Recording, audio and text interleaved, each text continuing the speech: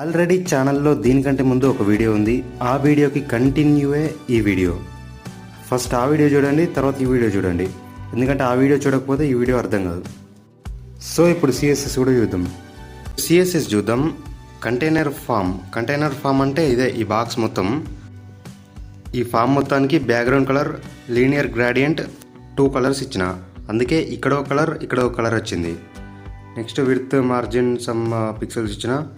And box shadow 10 pixels black ఇచ్చిన. అందుకే బాక్స్కి షాడో వచ్చింది ఈ ఫామ్కి వెనుక. కంటైనర్ ఫామ్ H2 అంటే ఇది ఈ register form.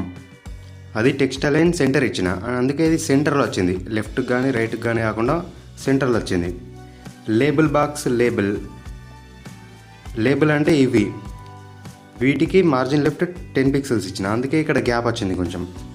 Next form box అంటే ఈ పార్ట్ అంతా ఫామ్లో రాసిన కాబట్టి ఫామ్ బాక్స్ అని ఇచ్చిన. అందులో ఈ ఇన్పుట్ బాక్సెస్కి స్టైలింగ్ ఇచ్చిన. అవుట్లైన్ బార్డర్ నన్ను ఇచ్చిన. అండ్ బ్యాక్గ్రౌండ్ ట్రాన్స్పరెంట్ అని ఇచ్చిన. ఇక్కడ ట్రాన్స్పరెంట్ ఇవ్వకపోతే ఈ ఇన్పుట్ బాక్సెస్కి ఒక బాక్స్ లాగా వచ్చేది.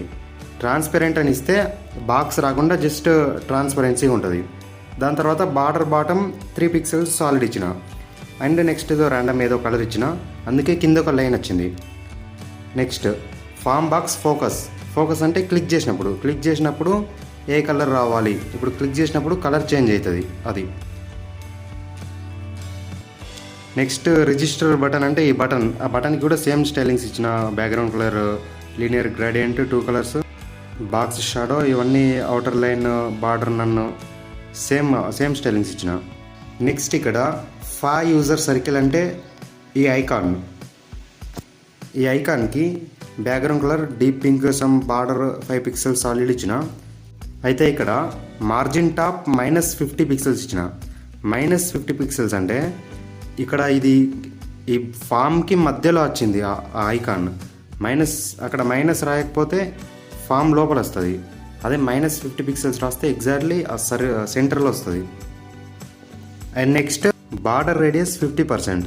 దీనివల్ల ఈ ఐకాన్ రౌండ్గా అవుతుంది. ఇప్పుడు రౌండ్ ఉంది కదా, 50% ఇవ్వకపోతే బాక్స్ లాగా ఉంటుంది. 50% ఇచ్చినా కాబట్టి రౌండ్గా అయింది. ఇప్పుడు జావా స్క్రిప్ట్ చూద్దాం. జావా స్క్రిప్ట్ ఏముండదు, జస్ట్ 2 లైన్స్ వరకే ఉంటుంది. ఏం లేదు. జనరల్గా ఏదైనా వెబ్సైట్లో మీరు ఒక బటన్ క్లిక్ చేస్తే వేరే పేజ్కి రీడైరెక్ట్ అయ్యింది. మనం ఇప్పుడు వేరే పేజ్ చేసేం డెవలప్ చేయలేం కాబట్టి జస్ట్ బటన్ క్లిక్ చేస్తే ఒక అలర్ట్ వస్తుంది. అలర్ట్ ఏమొస్తుంది అంటే ఇక్కడ నేను రాసిన కదా, బటన్ ఎందుకు క్లిక్ చేస్తున్నావు, అదే అలర్ట్ వస్తుంది. ఇప్పుడు నేను క్లిక్ చేస్తా బటన్ ఎందుకు క్లిక్ చేస్తున్నావు అని వచ్చింది. సో మొత్తానికైతే ఇదే నేను డెవలప్ చేసిన form HTML, CSS, javascript use చేసి. ఆల్రెడీ HTML వీడియో చేసిన, HTML కోడ్ చూపించిన వీడియో చేసిన. దీని ముందు వీడియో అనేది ఫస్ట్ అది చూస్తేనే ఇది అర్థమైంది. ఆల్రెడీ స్టార్టింగ్లో చెప్పిన. సో అది కూడా చూసేయండి. బాయ్.